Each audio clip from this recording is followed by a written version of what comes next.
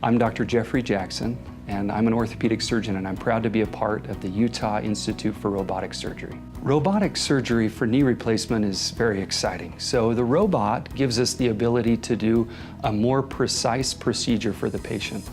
It takes out a lot of the variables, a lot of the guesswork that we sometimes have to do in knee replacement surgery, and makes the procedure more precise.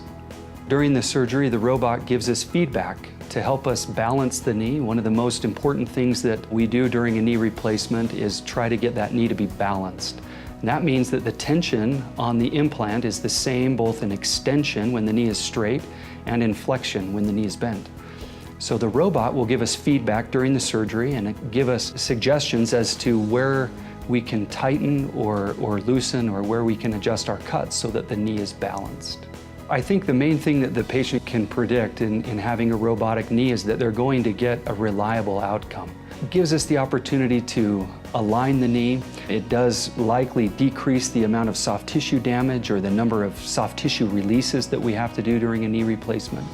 So I think that you could predict that in most cases it will decrease the patient's pain post-operatively. The amazing thing about knee replacement is that it allows patients to get back to the activities that they enjoy doing and need to do during the day. So simple things that most people take for granted, such as going up and down stairs without pain or going on a walk without pain. The knee replacement will allow patients with arthritis to return to those activities. After surgery, it does take some physical therapy and time to get back to that. But within a couple of months from surgery, patients can get back to a very active lifestyle.